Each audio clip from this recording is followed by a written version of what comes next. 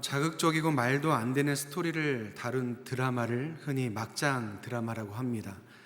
그런데 요즘은 막장 드라마를 막장 드라마라고 하지 않고 발암 드라마라고 한다고 하더라고요. 왜 발암 드라마냐고 하냐면 드라마를 보다가 내용이 너무 답답하고 속 터져서 스트레스를 받아서 암에 걸릴 것 같다. 그래서 발암 드라마라고 한다고 하더라고요. 드라마를 자주 보지 않지만 저는 개인적으로 막장 드라마나 바람 드라마를 보긴 싫더라고요. 왜 보기 싫으냐면 드라마에서 나오는 장면들이 허구고 연출된 장면이라는 것을 너무 잘 알고 있지만 드라마에서 나온 일들이 드라마에서만 벌어지는 것 같지 않기 때문에 그렇습니다. 세상에 힘든 일도 많은데 드라마에서 나오는 그렇게 힘든 일까지 같이 보면서 같이 힘들고 싶지 않더라고요. 우리 주변에 늘 기쁜 소식, 좋은 소식이 가득하면 좋겠지만 오히려 힘들고 아픈 소식이 더 많이 들리는 것 같아 가끔 씁쓸할 때도 있습니다. 특히나 너무나 힘들고 어려운 일들이 우리 주변에 나타나고 정말 말도 안 되는 일들이 우리에게 닥쳐오면 정말 인생은 고초다라는 말처럼 우리의 삶이 너무나 쓴 가시밭길 같다라고 느껴질 때가 있습니다. 꼭 나이가 드신 분들 뿐만 아니라 어린 아이들도 삶을 살아가는 것이 참 쉽지 않아 보이는 것을 우리가 많이 알 수가 있습니다. 그런데 그보다 더 힘든 것은 그 힘들고 어려운 것을 나 혼자만 걸어가는 것 같을 때, 그 누구도 나를 돌아보지 않을 때일 겁니다. 그 무거움을 함께 나눠질 수 없어서 나 혼자 그 모든 짐을 홀로 고스란히 지어야 될 때 정말 많이 힘든 것 같습니다. 같이 나눠질 수가 없어서 그 무게에 짓눌리기도 하고 그 무게에 눌려서 쓰러질 때를 보면 정말 너무나 많이 힘든 것 같습니다. 특히 요즘과 같이 내 삶의 무거움뿐만 아니라 세상의 무거움까지도 함께 지고 살아가야 되는 이 세대 속에서 과연 크리스찬인 우리가 어떻게 살아가야 하는지 말씀을 통해 함께 나눠보고자 합니다. 오늘 함께 나눈 하박국에 나오는 하박국 선지자는 남유다에서 활동했던 선지자입니다. 하박국이 활동했던 때는 북이스라엘이 아수르에 의해 멸망하고 남유다도 이제 바벨론에 의해서 멸망하게 될 날을 얼마 앞두지 않은 때 활동을 했습니다. 바벨론, 아수르 그리고 애굽 이 세 강대국들은 계속해서 패권 다툼을 하고 그 사이에 끼어있던 남유다라는 너무 작은 나라는 언제 침략당해서 언제 멸망할지 모르는 그런 두려움 가운데 떨고 있었습니다. 여러분 얼마나 불안했겠습니까? 우리가 살고 있는 현대는 무기가 발달해서 전쟁이 나게 되면 너무나 크게 나기 때문에, 그리고 많은 나라들이 그 이해관계와 여러 가지로 복잡하게 얽혀 있기 때문에 전쟁이 쉽게 일어나지 않습니다. 그렇지만 하박국이 있었던 그 시대는 전쟁이라는 것이 너무나 빈번하게 일어나고 죽음의 그 두려움이 늘 앞에 있던 그런 때였습니다. 그런데 그것이 전부가 아니라 그 당시 남유다에는 온갖 부패와 죄악과 더러움이 가득했습니다. 남유다에 있던 지도자들뿐 아니라 백성들도 이기적이다 못해 정말 나쁘게 살아갔을 것입니다. 왜냐하면 언제 죽을지 모르고 언제 만행하게 될지 모르는 상황 속에서 나중은 없는 사람들처럼 내가 사는 것이 먼저고 내가 먹는 것이 먼저고 내 이익이 먼저지 그들에게는 다른 사람도 중요하지 않을 뿐더러 그들에게 하나님도 보이지 않았을 것입니다. 여러분, 그들은 선민이라고 말하면서 하나님의 특별한 선택을 받은 백성이라고 스스로 말했던 사람들입니다. 온 열방 가운데 제사장 역할을 맡은 나라다라고 말했던 나라입니다. 그런데 자신들의 상황이 힘들고 어렵다는 그 상황 논리에 빠져서 그들은 그들의 삶 속에서 하나님을 찾아볼 수 없는 그런 사람들, 그런 나라들로 바뀌어져 있었다는 것입니다. 여러분, 이런 모든 상황을 지켜본 하박국 선지자는 하나님께 남유다를 고발합니다. 죄악과 폐역, 겁탈과 강포, 변론과 분쟁이 넘쳐나고 율법이 해이하고 정의가 없고 정의가 굽어진 나라, 악인이 의인을 둘러싼 나라, 하나님 이 땅을 보십시오 라고 고발을 합니다. 그러면서 여러분, 하박국 선지자가 이런 고통 가운데 가장 먼저 애타게 부르짖은 것은 무엇이냐면, 하나님 내가 부르짖어도 듣지 아니하시며 언제까지 이렇게 내버려 두시겠습니까? 하나님, 이러한 삶 가운데 왜 외쳐 불러도 구원해 주시지 않습니까? 라고 절규했던 것입니다. 그토록 처절했던 당시의 삶과 하나님의 이름조차 잃어버린 남유다 사람들을 보면서 하박국 선지자는 말로 다할 수 없는 고통 가운데 있었을 것입니다. 옷을 찢으며 마음을 찢는 고통이 그에게 있었을 것입니다. 그런데 남유다 사람들과 달리 하박국의 더 큰 고통은 하나님께서 그를 붙잡아 주시지 않는 것이었습니다. 그 고통 가운데 하나님께서 남유다를 돌아보시지 않고 내버려 두시는 것이었다는 것입니다. 여러분, 우리도 마찬가지입니다. 당시 남유다가 겪은 상황과 똑같은 상황은 아니지만 여러분, 우리도 긴장과 두려움, 염려와 불안 속에서 살아갑니다. 다른 말로 바꾸면 고통 속에 살아간다는 것이죠. 여러분, 고통 속에 사는 것은 너무나 힘들지만 더 괴로운 것은 나 혼자 그 고통 가운데 있다는 것입니다. 하나님께서 나를 붙잡아 주시지 않아서 홀로 그 고통 가운데 있다는 것은 너무나 힘들고 어렵다는 것이죠. 여러분, 왜일까요? 왜 이 고통의 삶 가운데 나 혼자 있는 것이 힘들고 어려울까요? 여러분, 우리가 인생이라는 힘들고 어려운 삶을 살아가고 고통을 지나가지만 그것을 해결할 수 있는 답이 우리에게 없기 때문에 그렇습니다. 그 자리에서 일어날 수 있는 소망이 우리에게 없기 때문에 그렇습니다. 여러분, 그렇다면 우리의 삶의 모든 해답과 소망은 누구에게 있습니까? 오직 하나님께 있습니다. 오직 하나님만이 우리의 모든 문제와 우리의 삶의 어려움과 고통 속에서 여러분 건져내실 수 있다는 것입니다.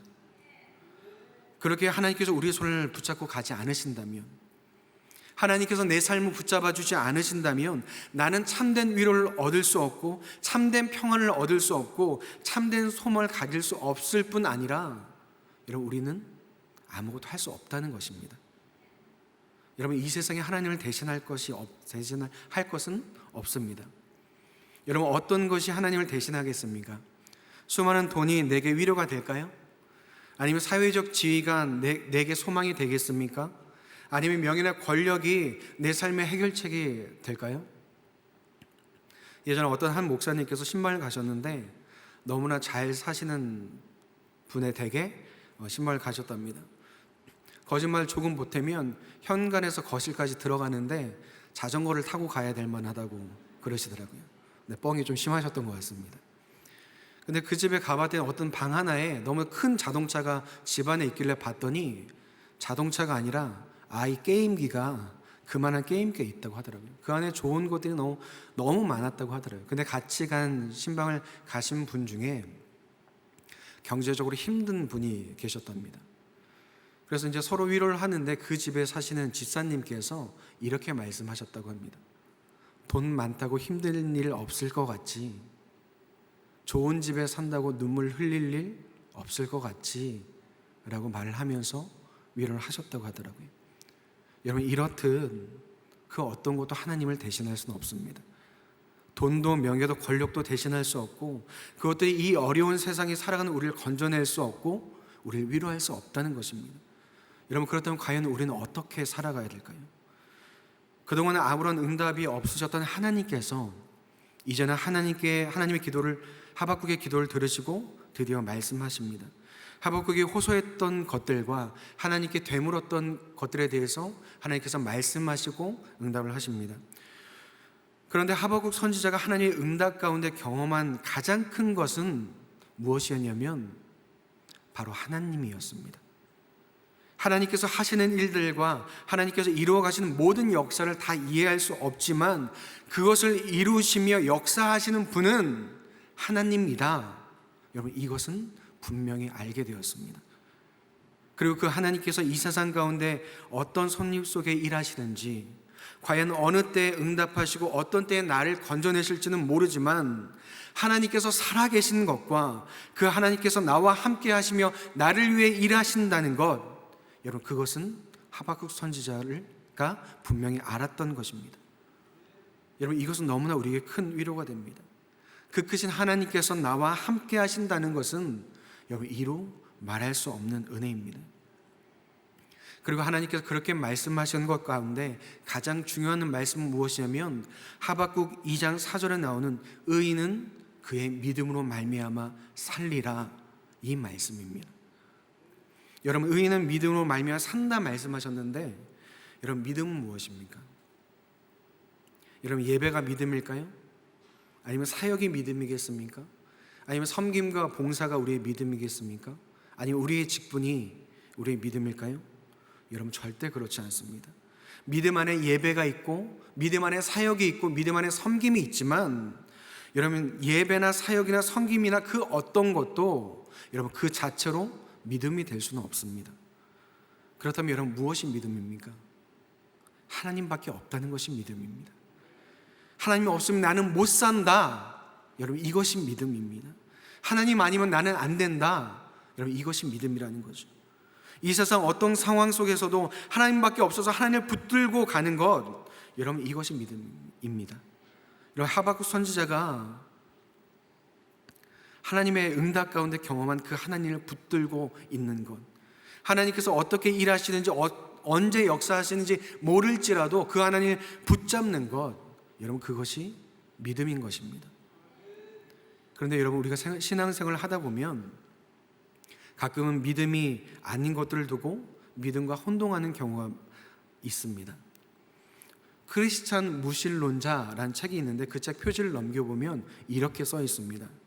하나님을 믿는다면서도 마치 그분이 없는 것처럼 잘 사는 그대에게. 그 문구가 너무나 제 마음을 찌르더라고요.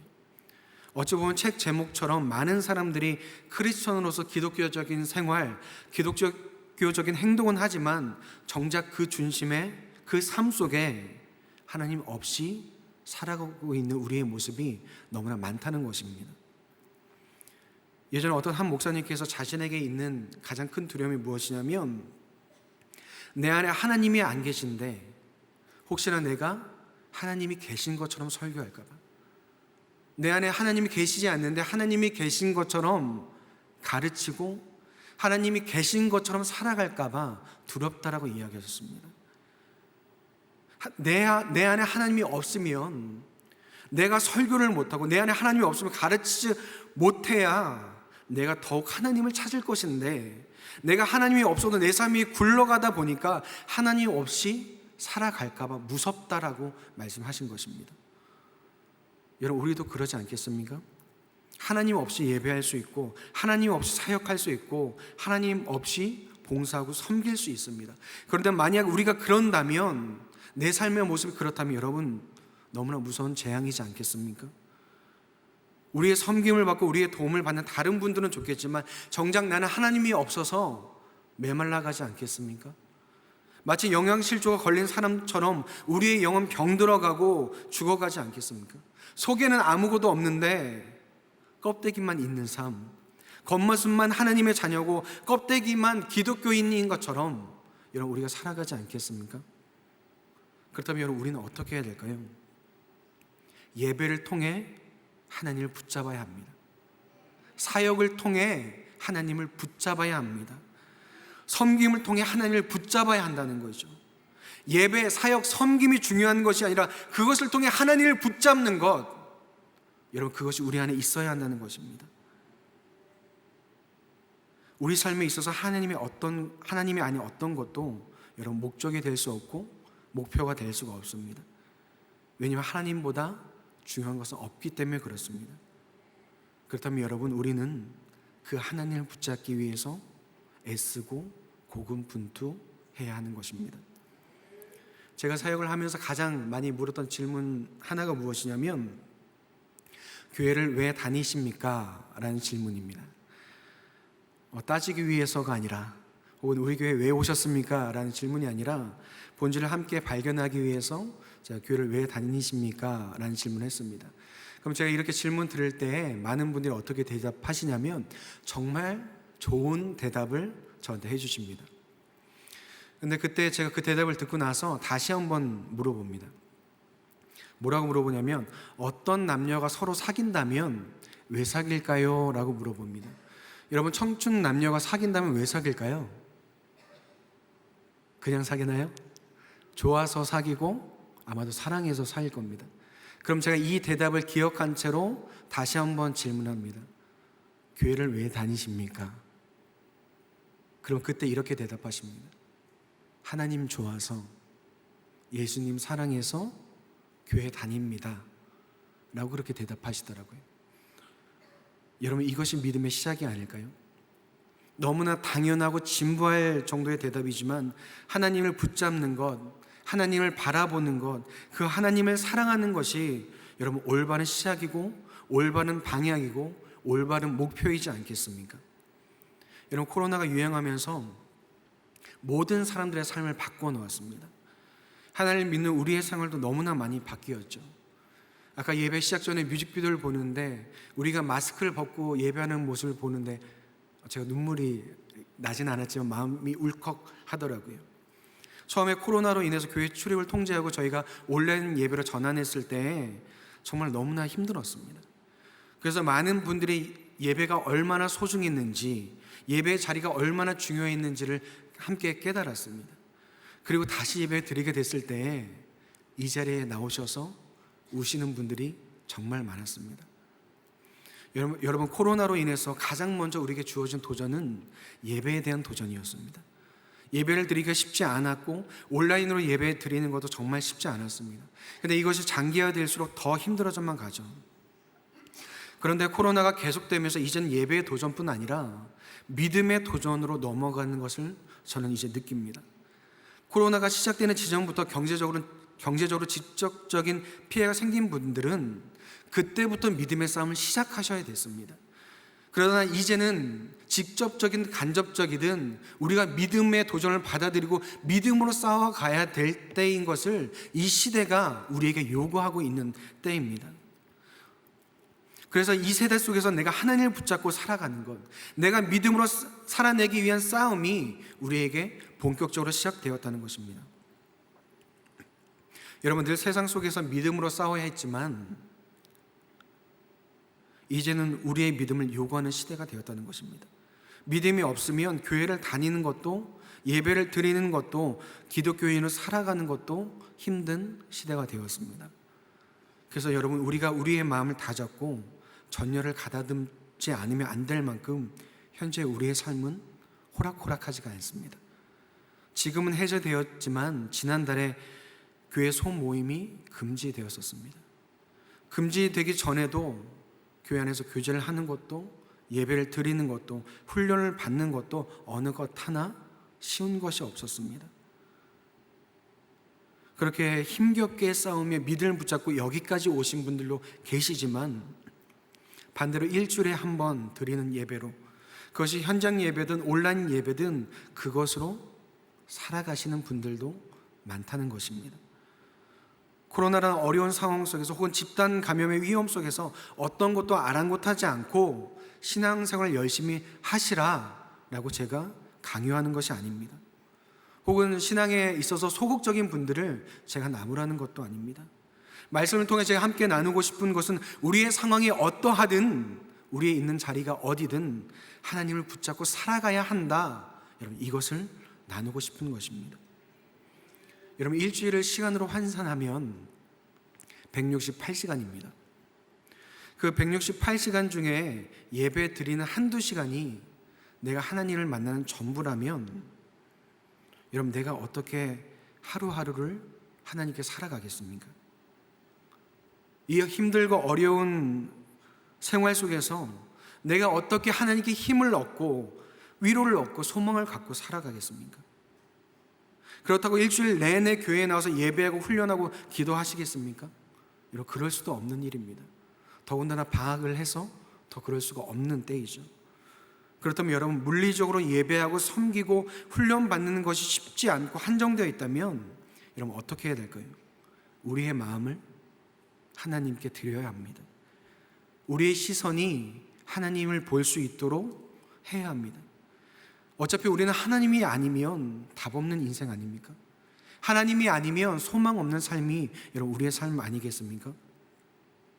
그리고 만약에 우리가 하나님을 바라보지 않고 하나님을 붙잡지 않다가 그 하나님을 놓치는 때가 우리에게 온다면 여러분, 그때에는 우리가 어떻게 일어나겠습니까? 그때는 우리가 어떤 힘으로 딛고 일어서겠습니까? 예전에 워룸이라는 영화가 있었습니다. 거기에 나오는 영화 주인공이 자기 집안에 기도하는 방을 하나 만들고 그 안에서 기도함으로써 이제 하나님께 응답하시는 내용의 영화였습니다. 저는 영화와 같이 여러분 집에 꼭 워룸을 만들어야 된다고 생각하진 않습니다. 그렇지만 내가 하나님을 만나는 자리가 우리의 하루 속에 있기를 축복합니다. 여러분, 그 하나님을 만나는 시간이 누군가에는 기도의 시간일 수도 있고, 누군가에는 찬양의 시간일 수도 있고, 누구는 설교를 다시 듣는 시간일 수도 있고, 누구는 큐티를 하는 시간일 수도 있습니다. 그런데 가장 중요한 것은 그것을 통해 내가 하나님을 붙잡고 살아가는 것이 중요합니다. 그 안에서 은혜를 누리고 힘을 얻는 것이 여러분 너무나 중요하다는 것입니다. 여러분, 그 시간 내가 하나님을 붙잡는 것 같지만 결국 그 시간은 하나님께서 나를 붙잡아 주는 시간이라는 것입니다. 여러분, 그래서 우리는 날마다 하나님을 붙잡아야 한다는 것이죠.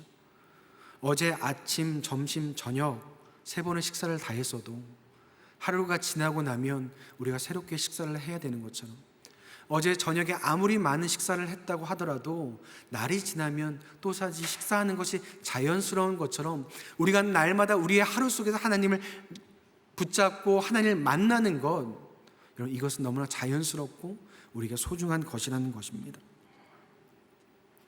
여러분, 그렇게 살아갈 때 우리에게 어떤 일이 생기겠습니까? 세상 사람들이나 믿는 우리들이나 사는 게 쉽지 않는 건 동일합니다. 그렇지만 우리가 날마다 하나님과 함께 한다면 여러분, 이 세상이 견딜만 합니다. 여러분, 이 세상이 버틸만 합니다.